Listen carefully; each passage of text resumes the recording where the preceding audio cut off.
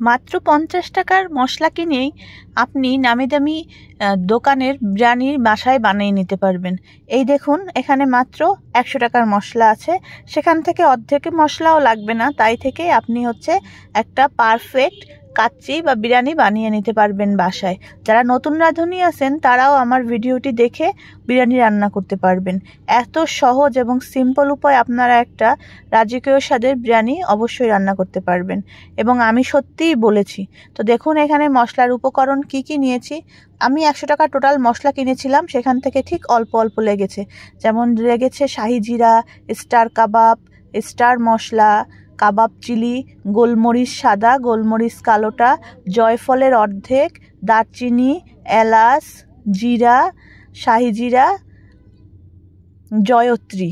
তো সব কিছু মশলা আমি প্যাকেট করে করে 100 টাকার কিনেছিলাম, সেখান থেকে আমার খুব অল্প অল্প লেগেছে। দারচিনি, এলাচ, লবঙ্গ, এই মশলাগুলো খুব সুন্দর করে তেলে গুঁড়ো করে নিতে হবে। এটাই বিরিয়ানির একদম পারফেক্ট সুন্দর একটা স্মেল বের করে দিবে। এটা কিন্তু পুরানো যাবে না, হালকা তেলে ঠিক এভাবে গুঁড়ো করে রেখে দিন। এবার চলুন কত সহজে বিরিয়ানি রান্না করা যায় আপনাদের দেখিয়ে দিই। এখানে আমি 2 কেজি মাংস নিয়েছি, হাড় চর্বি সহ। এখানে আমি গরুর মাংস নিয়েছি, চাইলে আপনারা খাসিও নিতে পারবেন। এবার এক এক করে লবণ, আদা বাটা, রসুন বাটা, জিরা বাটা, ধনিয়া গুঁড়া সব কিছু দিয়ে, টক দই, শুকনো মরিচ গুঁড়া, আপনারা যেরকম ঝাল খেতে পছন্দ করেন, আমি 2 চা চামচ ঝাল দিয়েছি, আস্ত গরম মশলা, সব কিছু দিয়ে মাখিয়ে রাখতে হবে। ভিডিওটি না টেনে সম্পূর্ণটা দেখুন, আশা করি ভালো লাগবে। আমি খুব সহজভাবে সিম্পলভাবে বিরিয়ানি রান্না করি, যেটা বাসায় খেয়ে সবাই খুব প্রশংসা করে। যদিও এটা সহজ হলেও এটা খেতে কিন্তু অসাধারণ লাগে। কিছু টিপস এবং ট্রিক্সের জন্য অনেকের বিরিয়ানি খেতে ভালো লাগে না। তো এই কিছু টিপস এবং ট্রিক্স এই বিরিয়ানির মধ্যে আমি আপনাদের দেখাবো। এরপরে পর্যাপ্ত পরিমাণ তেল দিয়ে ভালো করে মাখিয়ে রেখে দিন। এটা আমি আমার খালার হাত দিয়ে সুন্দর করে ভালো করে মাখিয়ে রেখে দিলাম 2-3 ঘন্টা। 2 ঘন্টার মতো মাখিয়ে রাখলে মাংসটার মধ্যে পারফেক্টলি সব কিছু যাবে। সো 2 ঘন্টা না পারলেও আশা করি 1 ঘন্টার মতো ভালো করে মাখিয়ে নেবেন। আর গোটা মশলা কিন্তু অবশ্যই দিবেন। এখানে কিন্তু আমি এখনও বিরিয়ানির সেই গুঁড়ো মশলাটা দেইনি। এবার চলুন এটা ঢেকে রেখে দিই। এবার আমি পেঁয়াজ ব্রেস্তা করে নিয়েছিলাম, সেখান থেকে কিছু তেল হাঁড়িতে দিয়ে দিয়েছি। সবটা দেখাতে গেলে ভিডিও লং হয়ে যায়, তাই ব্রেস্তাটা করাটা দেখালাম না, কিন্তু ব্রেস্তাটা আপনার অবশ্যই লাগবে। এরপরে পোলার চাল দিয়ে খুব ভালো করে আবার পোলার চালের মধ্যে গোটা মশলা দিবেন। অনেকে পানি ফেলে সেঁকে দেন, আমি সেটা করি না। এদিকে মাংসটাও যখন হয়ে গিয়েছে ভালো করে কষাতে হবে। চুলায় বসিয়ে দিয়েছিলাম, যখন হয়ে আসবে তখন দিয়ে দিবেন পেঁয়াজ ব্রেস্তা আর দিয়ে দিবেন ভেজে রাখা আলু। সব কিছু ভিডিওতে দেখাতে গেলে অনেক লং প্রসেস, তাই আমি কিছু কিছু জিনিস স্কিপ করেছি, যেমন আলু ভাজা, পেঁয়াজ ব্রেস্তা করা, এইগুলো। আলুটা একটু চিনি দিয়ে লবণ দিয়ে ভালো করে ভেজে রাখবেন। এরপর যখন বিরিয়ানি হয়ে আসবে সেই পর্যায়ে ব্রেস্তা, আলু ভাজা আর চিনিটা দিয়ে দেবেন মাংসটা ঠিক সিদ্ধ হওয়ার আগে। এইদিকে যে পোলার চালটা ভাজতেছিলাম সেটা কিন্তু খুব ভালো করে ভাজা হয়ে গিয়েছে।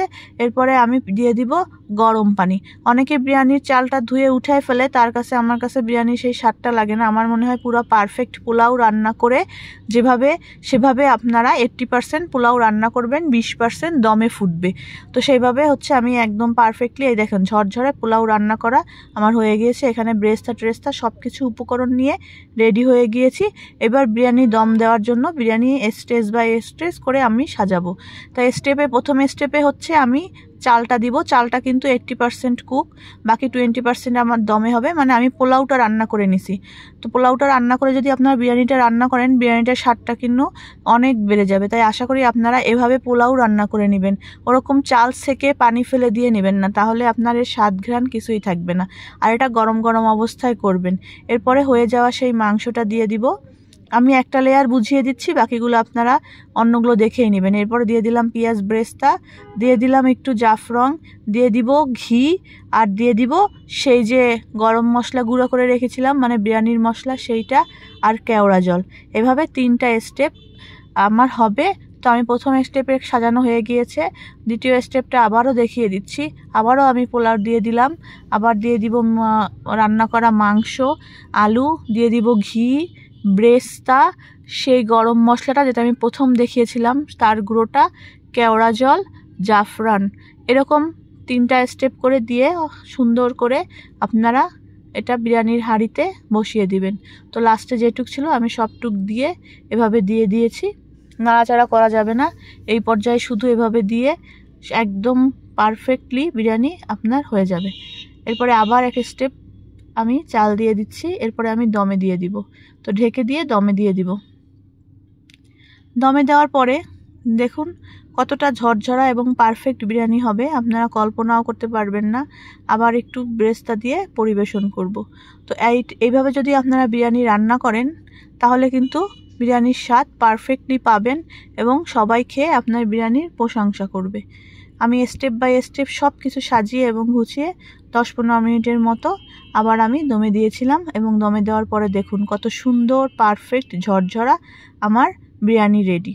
তো যখন আপনারা দিবেন এভাবে এক সাইড দিয়ে কেটে কেটে দিবেন, কিছু সাদা থাকবে কিছু অরেঞ্জ কালার থাকবে, এভাবে পারফেক্টলি বিরিয়ানির ভাত হয়ে যাবে। তো আমার এই বিরিয়ানিটা ভালো লাগলে আমার চ্যানেলটাকে ফলো করে দিয়ে যাবেন এবং যারা আমার পেজ থেকে দেখছেন তারা পেজটাকে লাইক ফলো করবেন, চ্যানেলটাকে সাবস্ক্রাইব করবেন। তো এভাবে একটা পারফেক্ট ঝরঝরা বিরিয়ানি পেতে হলে অবশ্যই সব টিপস এবং ট্রিক্স ফলো করবেন। আজ এই পর্যন্তই, সবাই ভালো থাকবেন। আল্লাহ হাফিজ।